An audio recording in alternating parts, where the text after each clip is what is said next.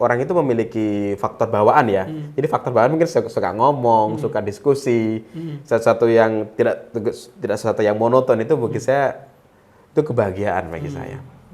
Kemudian hal yang membahagiakan lagi adalah ketika saya bertemu narasumber, kemudian beberapa bulan setelah dia upload dan dia menceritakan, Pak, alhamdulillah orderan saya naik, kemudian alhamdulillah ini jadi luar biasa. Jadi ada pertumbuhan, itu juga luar biasa lagi. Membahagiakan, membanggakan begitu.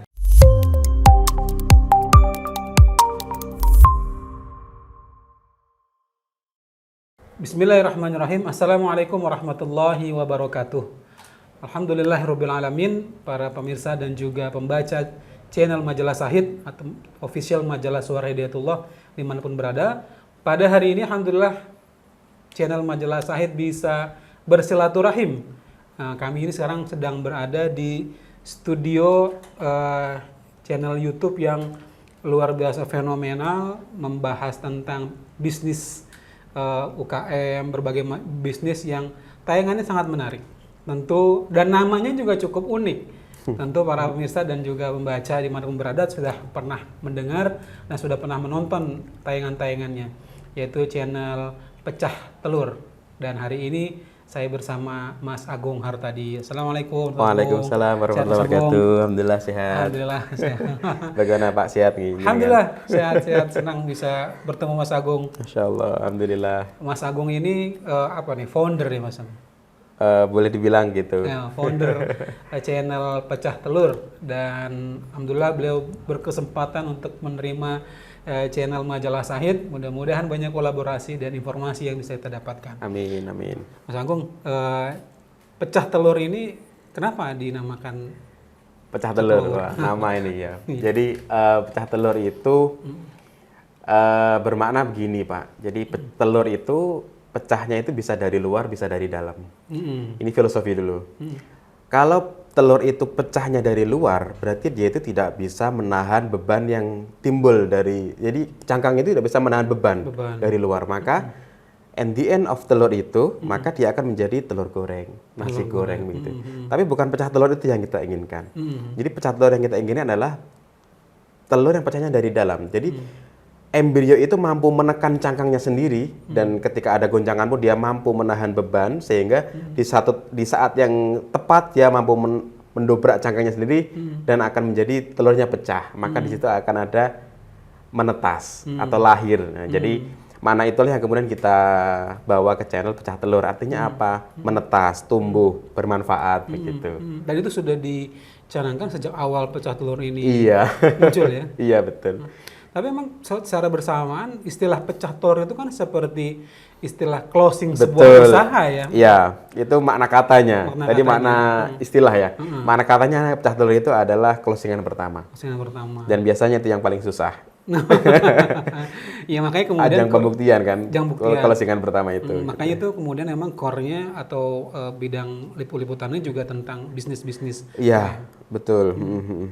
Kenapa mau mengambil positioning di tayangan-tayangan bisnis UKM, seperti apa itu pertimbangan yang disampaikan? Dulu itu Pecah Telur itu awalnya ingin di pertanian sama peternakan Pak. Dulu karena view-nya, kalau kita ngomong YouTuber kan pasti melihat view kan, tayangannya kok gede-gede gitu. Di awal itu tayangannya tentang peternakan sama dua konten pertama itu sesuai. Kemudian kita cari narasumber itu kok susah ya gitu. Dan kebetulan saya sendiri awalnya memang seorang boleh dibilang wirausaha ya. Kemudian ibarat circle saya itu sudah terbentuk wirausaha. Jadi kok susah cari narasumber. Akhirnya saya mencoba shifting tuh. Jadi dari awalnya pertanian atau peternakan, kemudian shifting di bisnis pada umumnya. Bisnis pada umum gitu. Dan alhamdulillah ternyata juga diterima begitu. Jadi akhirnya kita memposisikan diri, ya udah channel Pecah Telur ini channel bisnis begitu. Bisnis apapun. Tidak entah itu yang, makanya kita sekarang ada banyak segmen, Pak. Dulu kita cerita usaha. Cerita usaha itu sekarang jadi segmen ngomongin tentang mindset, strategi. Biasanya pada umumnya itu cerita usaha-usaha yang sudah besar. Kemudian yang kecil-kecil pada protes. Pak, saya itu gimana mau jangkau yang sudah besar, Pak? Saya orang mau mau merintis saja bingung kok gitu. Makanya saya bukan bikin segmen lagi. Namanya para perintis. Para perintis. Ya, jadi itu segmen orang-orang yang baru merintis. Gitu. Jadi untuk memberikan contoh orang-orang yang bagaimana sih cara merintis, bukan ngomongin mindset, bukan ngomongin strategi, tapi bagaimana sih memulainya begitu. Kemudian ada juga sekarang segmen pertanian sama peternakan. Namanya tandur dan ingon-ingon. Tandur dan Ingon-ingon. Ingon-ingon. Bahasa Jawa, tandur itu menanam. menanam. Ya, menanam apapun, menanam kebaikan, menanam apapun. Ingon-ingon itu artinya menjaga. Setelah ditandur dijaga. Ingon-ingon ini bahasa Jawa, Pak. Namanya peliharaan aslinya, hewan peliharaan. Itu yang tentang pertanian dan peternakan. ya. Iya, betul. Ada 3 segmen yang Ada 3 yang segmen dihadirkan. Nah, kalau tentunya kan sebelum memilih dalam bidang bisnis juga melakukan riset gitu ya, atau mungkin perbandingan. Ya, betul. Ada nggak sih yang dilakukan seperti itu dan ada yang dicontoh gitu misalkan dan juga ingin melakukan diferensiasi dengan yang lain seperti apa? Ya, dulu saya tuh kalau namanya benchmarking ya. Jadi kalau dalam usaha itu harus tahu nih siapa nih. Kadang-kadang kita itu idealis memunculkan sesuatu yang benar-benar baru. Tapi sesuatu yang benar-benar baru itu kadang-kadang resikonya kita yang belum siap. Bukan resiko ya, faktor di belakangnya. Kalau risetnya yang panjang. Jadi sesuatu yang baru itu membutuhkan riset yang panjang yang itu melibatkan waktu dan juga dana yang belum siap gitu. Maka biasanya kalau kita juga sharing dengan teman-teman, maka siapa sih benchmarkingmu gitu. Contoh usaha serupa yang sudah berhasil, biar kita itu tidak terlalu panjang di riset awal begitu. Dulu Pecah Telur juga ada benchmarking, menggabungkan 2 benchmarking malahan. Jadi dulu di waktu COVID saya kan banyak waktu luang, Pak. Saya banyak melihat YouTube.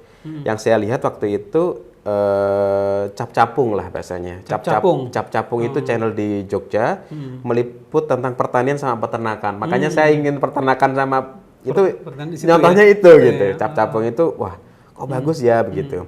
Kemudian di sisi lain waktu itu sedang marak lagi ngetren juga channel namanya Kristinali, Pak. Jadi dia bukan perempuan begitu.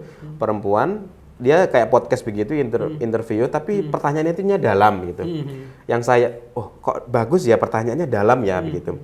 Kalau Cap Capung itu saya melihat waktu itu saya melihatnya biasa gitu dia bagus visualnya tapi secara pertanyaan materi dalamnya kontennya menurut saya wah ini bisa ditingkatkan gitu. Jadi saya menggabungkan visualnya seperti Cap Capung, kedalaman kontennya seperti kontennya Kristinali itu gitu. Jadi makanya di Pecah Telur itu visualnya juga kita bagusin.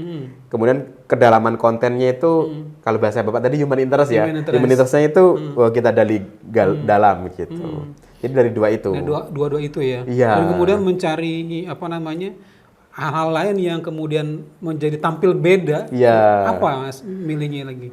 Dari penggabungan dari 2 entitas itu menjadi sesuatu yang beda, Pak. Jadi ini dengan karakter Cap Capung dengan karakteristiknya, Kristinali dengan karakteristiknya, kemudian melahirkanlah dari 2 kebaikan ini kita ambil lahirlah Pecah Telur. Dan ini ternyata kategori baru, bisnis pada umum kemudian dikemas dengan visualisasi yang menurut teman-teman bagus itu kayak sesuatu yang jadi entitas baru. Dan begitu. pada saat itu memang belum ada ya. Belum ada begitu. Ya? Nah kemudian setelah Pecah Telur udah mulai naik lah gitu, banyak yang kemudian yang mengikuti begitu. Nah, sekarang banyak. Mengawali itu kan tentunya nggak mudah ya. Betul. Nah, seperti tadi untuk bisa pecah telurnya sendiri kan gimana tuh cerita sampai akhirnya pecah telur. Pecah telur gitu ya. Pecah telurnya pecah telur. Bagaimana pecah telur ini bisa pecah telur gitu ya. Iya. Gimana berdarah-darah berdarah. Ya, jadi memang paling susah itu jadi saya mulai ada inspirasi itu di Desember 2020, Pak. Itu bikin channel namanya Pecah Telur. Belum bikin channel, baru menentukan nama Pecah Telur gitu. Kemudian saya ke narasumber gitu. Itu yang paling susah ya dari narasumber awal itu. Pak, ini kami dari channel Pecah Telur mau bikin liputan dengan Bapak. Caranya apa? Pecah telur dicari. Loh kok belum ada? Iya maaf Pak, belum saya bikin gitu. Nah setelah dari narasumber itu saya bikin Pecah Telur. Habis itu juga teman-teman saya suruh subscribe teman-teman terdekat gitu. Kemudian yang kedua, dari channel apa Pecah Telur? Subscribernya berapa? Begitu kan orang diliput pasti butuh pembuktian. Betul, dong. Ya. Dia cari loh. Waktu itu belum ketemu. Subscribernya berapa dia tanya? Saya bilang 17 Pak. 17.000 ya? 17 biji gitu. 11 biji. Jadi memang itu faktor-faktor awalnya. Tapi itu menarik ya. Jadi memang itu saya juga appreciate sekali pada narasumber saya yang pertama karena belum ada pembuktian mereka mau meluangkan waktu, mau diliput begitu. Kemudian kita mulai upload itu setelah Februari. Jadi setelah 3 bulan kita nabung konten dulu, Pak. Tidak langsung upload. Februari 11 Februari 2021 kita upload pertama dan alhamdulillah konten kedua kita viral. Konten kedua viral, langsung 1 bulan kemudian itu bisa langsung kayak syarat apa ya namanya ya, syarat monetisasi. Ya, jadi sudah kita dapat AdSense lah ibaratnya begitu, sudah dimulai bulan kedua sudah dapat. Bulan kedua ya? Ya, dan income dari YouTube begitu. Dan sudah running alhamdulillah di bulan keempat atau kelima itu sudah dapat tawaran endorse dan sebagainya sudah mulai jalan. Dan itu dilakukan baru dengan 2 orang. 2 orang, betul. Berapa lama proses pengerjaan 2 orang itu? 2 orang itu cukup lama ya Pak ya. Mungkin sekitar 8 bulan kali Pak. 8 bulan baru kita mulai bikin tim gitu. Dan apa namanya, membangun kepercayaan. Iya. Ya, membangun kepercayaan itu juga kan persoalan yang perlu effort juga. Betul. Nah, gimana ya yang dilakukan oleh Pecah Telur untuk membangun kepercayaan agar tayangan ini betul-betul memang valid, kemudian juga narasumber juga merasa yakin dengan Pecah Telur. Membangun kepercayaan itu memang susah ya. Jadi ada gini, saya tuh seringkali bertanya dalam diri, kenapa sih kita harus bikin video susah-susah begitu? Jadi kayak dokumenter video yang kita bikin itu ibarat itu rumit Pak. Mudah ngevlog, mudah kayak apa ya, ibarat tingkatan dalam video itu yang menurut saya susah gitu. Karena kita kalau ngevlog itu relatif lebih mudah lebih mudah kan? Jadi ya. Dan kita kan dokumentari Pak. Kalau mungkin sekedar tahu saja, footage kita itu ratusan Pak. Ratusan footage. Dalam satu tayangan video, ya. Bahkan sampai 200, 300, kadang-kadang sampai 500 kalau jadi dan editor dalam merangkai video itu kan waktu 3 hari 4 hari karena dia harus milih footage menyesuaikan dengan yang dia bilang. Terus saya kenapa ya? Saya ini dalam rangka mencari niat terbaik karena kan orang itu dilihat niatnya ya Pak. Sampai saya ketemu di niat itu begini. Saya ingin memuliakan narasumber Pak. Memuliakan narasumber, baik. Karena apa? Bisa jadi ini akan menjadi legacy bagi dia. Bisa jadi dan pengorbanan, karena saya melihat pengorbanan karena pengusaha itu sibuk Pak. Apalagi yang kalibernya sudah pengusaha nasional begitu. Mereka meluangkan waktu itu menurut saya itu bagi saya itu sudah rezeki bagi saya. Maka saya kok nggak memberikan hal yang terbaik begitu. Jadi wah ya dah, saya harus membuat karya terbaik. Jadi karya ini harus menjadi legacy. Narasumber harus bangga dengan karya yang saya bikin. Nah itu kemudian menjadi SOP dari saya sendiri yang kemudian saya sebarkan ke teman-teman. Bagaimana kita itu membuat karya yang terbaik. Minimal kita niatkan sedekah untuk narasumber. Nah kemudian kita juga melebarkan niat lagi. Kalau video kan kita liputannya tentang usaha Pak ya. Artinya kita mengulas tentang bisnis. Bayangkan ya, kalau narasumber naik bisnisnya, maka itu insya Allah kita niatkan menjadi sedekah kita. Dan bukan hanya narasumber, kalau ada penonton yang kemudian melihat, terinspirasi, dia bergerak, dia seorang pencari nafkah untuk keluarganya, dan dia akan mendapatkan rezeki dari tayangan ini, dapat berapa banyak, dan dia kan dapat rezeki juga. Ada untuk ada keluarga dan sebagainya. Maka kalau kita niat itu tembus sampai sana, maka berapa banyak pahala yang akan kita dapatkan begitu. Jadi itu yang kemudian saya install. Nah dan dari situ maka timbullah kepercayaan juga. Dari bagaimana kepercayaan dari narasumber, kemudian kepercayaan dari tim kita sendiri. Maka itu yang paling susah, kepercayaan dari tim, Pak. Karena kita itu di kota kecil ya, di Tulungagung. Jauh dari banyak kok yang belum tahu Tulungagung itu dari mana. Ada di negeri mana gitu. Dan tim kita itu dari nasional, ada dari Cirebon, dari Jogja, dari Bontang. Itu susah. Bagaimana mereka itu mau datang ke kota kecil, bahkan mereka tinggal di sini. Itu juga alhamdulillah dari situ timbul kepercayaan dari tim atau dari narasumber itu sendiri.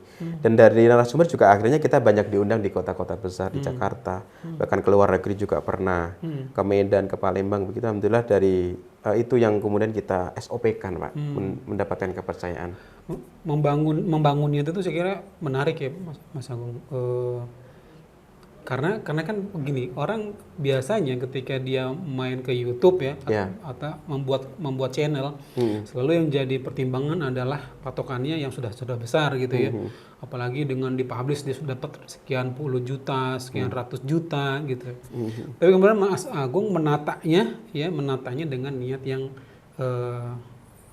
baik gitu ya. Nah, apakah ini niat-niat ini memang sudah dirancang dari awal demikian Iya. Telur itu, atau dalam perjalanan memang ternyata hanya sekedar mendapatkan rupiah dari AdSense itu kecil aja gitu.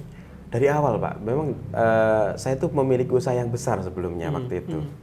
Bahkan sampai 300 karyawan, fashion Pak. Iya. Jadi artinya dari segi keuangan saya itu sudah tidak tidak ya peduli tapi tidak begitu menjadi faktor dominan kebahagiaan gitu. Betul.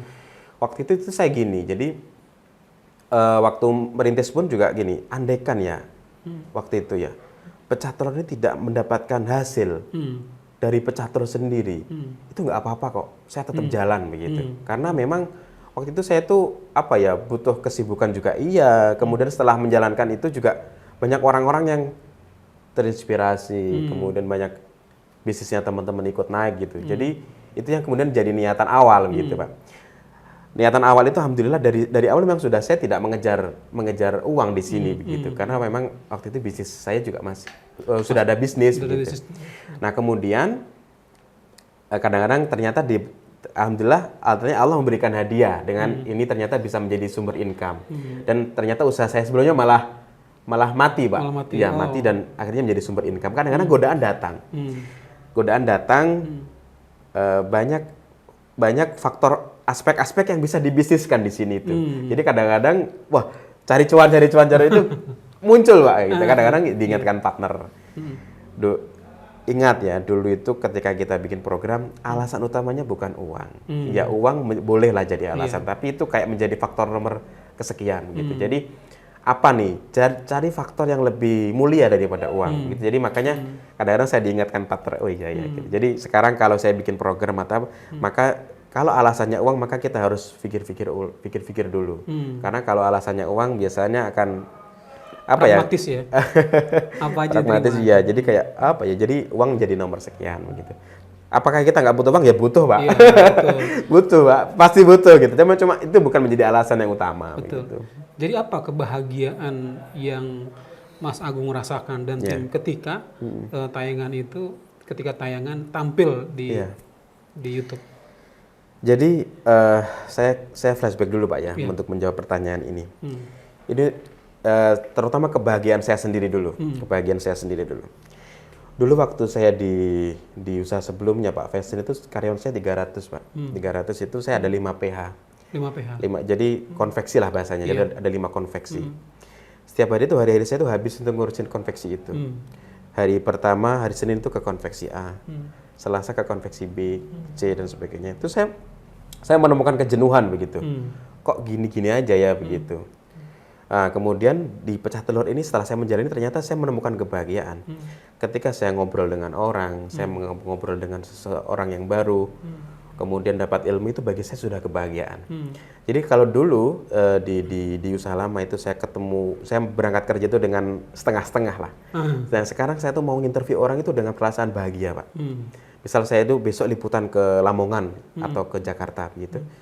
Saya tuh sudah exciting duluan. Dalam perjalanan itu ayo cepet sampai karena saya ingin tahu ilmu baru, saya ingin ketemu orang ini, saya ingin menggali itu kayak itu rasanya gitu Pak. Jadi mungkin juga pengaruh ke kayak orang itu memiliki faktor bawaan ya. Jadi faktor bawaan mungkin suka ngomong, suka diskusi, sesuatu yang tidak sesuatu yang monoton itu bagi saya itu kebahagiaan bagi saya. Kemudian hal yang membahagiakan lagi adalah ketika saya bertemu narasumber, kemudian beberapa bulan setelah dia upload dan dia menceritakan, Pak alhamdulillah orderan saya naik, kemudian alhamdulillah ini jadi luar biasa, jadi ada pertumbuhan itu juga luar biasa lagi, membahagiakan, membanggakan begitu. Jadi banyak faktor kebahagiaan yang ketika ada yang menonton, misalnya kemudian dia terinspirasi dan kemudian dia itu juga bahagia. Menghidupi keluarganya. Saya pernah kecewa gitu gini Pak. Kadang kita bikinnya effort banget. Yang nonton dikit. Iya. Kecewa kan Pak kita Pak. Hmm. Waktu itu kecewa. Jadi terus kemudian saya baca komen-komen. Terus ada beberapa komen itu, ya, alhamdulillah inilah video yang saya cari. Dari beberapa hari saya hanya mencari video yang seperti ini. Maka kekecewaan saya itu terbayar Pak dengan itu Pak. Masya Allah, berarti ada manfaatnya gitu. Jadi walaupun mungkin secara view, secara pendapatan mungkin tidak kurang lah. Tapi dengan beberapa komen dan kemudian ada juga yang sampai japri saya, Pak terima kasih setelah menghadirkan tayangan-tayangan seperti ini. Ada yang ya itulah dan yang menjadi support juga, kebahagiaan juga begitu. Masya Allah. Kabarnya nih, saya dengan kabarnya juga pecah telur juga membuat satu rule ketika ada pengusaha muslim yang merintis ataupun yang sedang berkembang ingin dipromosikan atau di endorse oleh pecah telur juga nggak perlu harus bayar ya, betul nggak? Jadi memang gini, regulasi berarti ini tentang bagaimana sih bisa tayang di pecah telur gitu ya. Jadi memang di pecah telur itu ada yang Pak, ada tayangan yang itu sifatnya konten, berarti kita butuh konten. Ada tayangannya memang yang kayak liputan khusus. Nah biasanya karena memang yang konten itu biasanya yang dekat-dekat sini Pak, karena yang tidak membutuhkan operasional terlalu tinggi ya. Jadi misal di Tulungagung, Kediri, Trenggalek, Blitar dan sekitarnya itu ya kita ngonten aja kalau memang ada kosong dan kita butuh konten, kita ngonten aja gitu.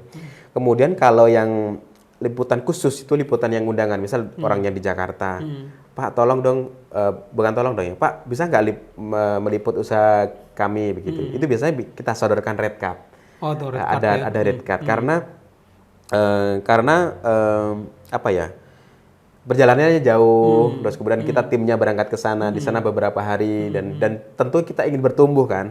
Artinya kalau ingin bertumbuh harus ada spare margin untuk kita bertumbuh dari segi alat, dari segi dan sebagainya. Maka ada red card. Nah, biasanya juga kadang ada teman-teman itu yang minta dari segi cerita dia bagus, kemudian dari segi semangat dia bagus, atau mungkin juga sesama muslim dan sebagainya. Itu biasanya kita barengkan. Jadi misal sepulang dari Jakarta, oh kita mampir. Sekali mampir. Ya, begitu. Jadi makanya kita kalau roadshow itu ngatur jadwal roadshow. Nah, gitu. Pas kita ke sana kita mampir gitu. Jadi memang ya kadang harus sabar dulu nunggu gitu karena nggak ada jadwal ke sana juga nggak gitu. Begitu. Jadi emang ada yang mempermintaan, ya, ada yang memang ditentukan, dan ada yang gitu ya. Baik. Dan saya kira pemirsa dan juga pembaca channel Majalah Shahid dimanapun berada, ini bagian dari wasilah dakwahnya pecah telur nih, insya Allah. Jadi ingin mengembangkan dan memberikan inspirasi tentang pengusaha-pengusaha UKM dan seperti tadi disampaikan bahwa kebahagiaan yang ingin disampaikan adalah kebahagiaan ketika bisa menginspirasi dan kemudian kebahagiaan ketika banyak orang juga yang bisa tumbuh dengan inspirasi dari pecah telur. Kemudian Mas Agung, kalau untuk tim saat ini berapa orang untuk pecah telur, Mas Agung? Jadi pecah telur untuk tim konten ya, tim konten kreatif itu 8 orang. 8 orang tim kreatif. Jadi ada kameramen, ada editor, ada tim kreatif. Kemudian ada juga alhamdulillah juga pecah telur itu kayak open kolaborasi Pak. Jadi misal ada teman-teman yang butuh lah atau saling membutuhkan. Kita juga biasanya bikin kolaborasi begitu. Jadi sekarang ada sekitar 15 orang sama tim yang bagian kolaborasi tadi. 15 orang ya.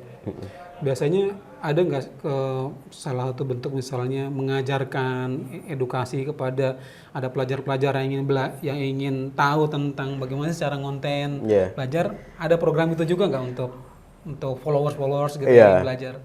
Yang sekarang berjalan itu ya by Japri aja. Kadang ya teman-teman ada yang datang ke sini belajar atau yang pas waktu kita kunjungan kemana, kadang-kadang mereka tahu mereka nyusul begitu. Kalau secara dibuatkan program belum ada. Ya. Dulu kita bikin namanya Pecah Telur Academy, Pak. Pecah Telur Academy. Ya, dulu mau bikin sejak 2020 satu akhir kalau nggak salah. Sampai sekarang belum jadi-jadi gitu.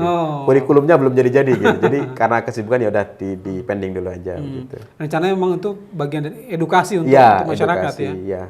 Jadi bagaimana kita ngonten. Jadi karena gini Pak, teman-teman yang di konten kreator itu dilema kadang-kadang. Awalnya dia bener ingin semangat ngonten untuk cari uang. Cari uang itu juga pahala Pak, karena cari uang itu mencarikan uang untuk keluarganya atau untuk dirinya sendiri. Di tengah jalan dia dilema ketika konten kreator itu tidak kunjung berhasil. Maka apa cari jalan singkat aja ya begitu. Misalnya konten-konten yang dalam tanda kutip merugikan sosial lah atau merugikan norma, tidak melanggar norma agama. Kadang-kadang memang kan konten-konten seperti itu lebih cepat naiknya begitu. Nah, maka teman-teman di lingkungan kita itu kita ajarkan, hati-hati dengan konten kreator. Karena konten kreator itu leverage-nya dua. Pertama, kalau kamu benar mengajarkan sesuatu yang benar, maka leverage pahala di situ. Artinya pahala jariah akan mengalir. Sampai kapanpun kontenmu ditonton, sampai kapanpun maka akan menjadi pahala jariah bagimu. Tapi kalau kamu mengajarkan kejelekan, walaupun kamu tidak mengajarkan kebaikan, impact-nya menjadi jelek, maka pikirkan lagi. Maka itu akan menjadi dosa jariah. Gitu. Jadi itu yang kemudian sebenarnya itu alasan saya membuat Pecatur Academy itu. Jadi bagaimana kita itu membuat circle bagi teman-teman yang berburu pahala jariah. Bukan hanya berburu uang kemudian kadang-kadang terpeleset menjadi dosa jariah. Itu yang kemudian kita sebenarnya itu niatan dulu cuma sampai sekarang belum jadi-jadi gitu. Begitu. Kalau di internal sendiri keyakinan, pemahaman dan cara pandang itu diinstal juga ya kepada seluruh kru. Iya. Jadi gimana ya? Bagaimana kita bisa menghadirkan sesuatu yang baik kalau tim kita aja belum baik begitu. Jadi seenggak-enggaknya artinya kita tidak melulu mencari tim yang baik enggak. Jadi memang yang belum baik kita upayakan menjadi baik juga di sini. Karena kalau kita bicara orang kreatif, Pak, orang kreatif pada konteks umum itu biasanya orangnya lebih banyak di dunia ini ke arah kiri, Pak. Artinya ya di klub-klub atau di suka ngopi dan mungkin behavior yang kurang baik gitu. Tapi di sini kita balik, bagaimana kita itu secara kreatif juga bagus, tapi secara spiritual juga bagus, itu yang kemudian kita install di sini. Maka di sini kayak duhur ya harus kita ayo berjamaah duhur di sini. Kebetulan kita dekat masjid, jadi ayo duhur berjamaah. Pagi itu sebelum mulai kita murotal dulu pagi. Jadi kita di pagi itu kita sharing-sharing dulu. Habis itu kita kumpul bareng gitu. Kumpul bareng murotal. Kalau kita dibilang rugi Pak kita. Jadi kita datang jam 8, kegiatan itu sampai jam 9. Maka 1 jam kan terbuang 1 jam ya. 1 jam kan itu. Tapi kita nggak apa-apa. Kita untuk membangun culture mereka. Bagaimana cerita itu jadi kayak mereka biar cerita sharing-sharing gitu, biar mereka juga saling akrab, saling bonding. Nah, ngaji itu kalau saya nggak sempat ngaji minimal saya pernah menyuruh orang ngaji gitu lah. Itu ngaji di sini begitu. Itu aja sih insyaallah itu. Di setiap Jumat juga ada Jumat berkah. Ya bersama teman-teman. Masya Allah. Membuat situasi di lingkungan kerja menjadi kondusif ya. Insyaallah. Benar-benar itu berkahnya di situ. Amin amin. Mas Agung, terakhir apa nih yang Mas Agung ingin sampaikan ke para subscribernya Pecah Telur? Silakan Mas Agung. Subscribernya Pecah Telur atau Pecah Telur, Pecah Telur. Apa yang ingin disampaikan nih? Aduh, Masya Allah ya. Apa? Jadi kepada teman-teman subscriber Pecah Telur. Jadi berproses, teman-teman silakan berproses. Tidak harus baik di awal-awal. Jadi yang penting ada, yang hari ini juga subscriber Pecah Telur itu Pak, range-nya itu lebar dari yang belum memulai usaha ataupun yang sudah sampai levelnya itu pengusaha kelas beneran gitu. Jadi yang baru merintis ya sabar, namanya merintis. Yang sudah di atas ingat yang sedang merintis gitu. Jadi terlepas dari itu semua, jadi intinya bagaimana kita menggunakan apa yang ada yang Allah amanahkan kepada kita itu menjadi kebaikan. Jadi leverage itu di kebaikan yang hari ini sedang diamanai konten kreator. Jadi ini amanah Pak. Jadi kebetulan suara kita didengar. Jadi bagaimana kita dengan media kita itu mengajarkan kebaikan. Yang kemudian diamanai harta yang banyak, bagaimana dengan harta yang banyak ini di leverage menjadi kebaikan. Yang diamanai menjadi yang tanda tangannya laku pejabat, bagaimana pejabat ini di leverage menjadi kebaikan. Jadi apapun kondisi kita itu selalu ada menjadi konversi pahala, menjadi konversi kebaikan. Minimal untuk sesama lah gitu. Jadi dan setiap kegiatan itu saya tuh gini Pak, saya itu selalu mengadakan banyak niat karena Allah itu ternyata menghitung niat gitu. Satu kegiatan itu ketika diniatkan banyak, maka menjadi pahala yang sangat banyak. Kalau diniat ya kalau sekedar jalan ya sekedar jalan gitu. Jadi satu aspek itu maka carilah niat terbaik, perbanyak niat aja, perbanyak niat yang baik-baik. Insya Allah Allah mengijabah gitu. Jadi satu kegiatan bisa menjadi banyak pahala yang tercipta. Soal hasil itu sudah urusan Allah ya. Pasti hasil itu kalau kadang-kadang itu gini Pak, apalagi di konten kreator ya. Jadi hasil itu tidak berbanding lurus dengan ikhtiar. Kadang-kadang kita itu meniatkan ini baik viral ternyata nggak viral. Kadang-kadang itu jelek, maksudnya bukan jelek, prosesnya biasa ternyata bagus. Jadi memang kalau di upaya di bisnis yang nampak produksi itu memang sangat linear ya, maksudnya kalau menciptakan barang bagus pasti ya nanti juga hasilnya bagus. Tapi ada konsep gini, hasil itu adalah hak prerogatifnya Allah, tugas kita ikhtiar terbaik. Itu sangat nampak di konten kreator. Sangat pelajarannya itu sangat nampak gitu. Ya. Iya. Jadi kalau nggak peduli berapapun kita ikhtiarnya dalam menciptakan konten yang bagus, tapi ternyata juga hasilnya juga jelek begitu. Itu sering kita. Jadi kalau di dalam rule kita itu ada yang kita biasa namanya biasa-biasa saja. Biasa-biasa saja itu adalah penjabaran dari tawakal. Jadi kalau kamu sudah bikin konten yang bagus, seserius mungkin kamu bikin konten, maka tugasmu yaitu bikin konten yang bagus. Apapun hasilnya kamu biasa-biasa aja. Biasa-biasa aja. Ketika tinggi biasa aja. Ketika rendah biasa-biasa aja. Jangan ketika rendah jangan kecewa. Ketika tinggi juga jangan membuatmu sombong. Biasa-biasa aja. Maka rule itu yang ada rule nomor berapa itu di kita. Biasa-biasa aja gitu.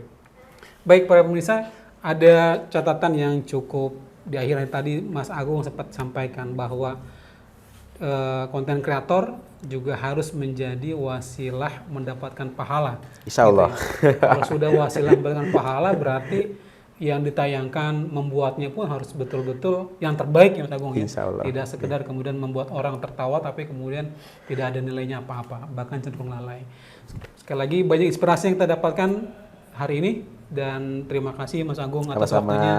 Mudah-mudahan bisa memberikan manfaat kepada kita semua. Amin. Kita tutup. Assalamualaikum warahmatullahi wabarakatuh.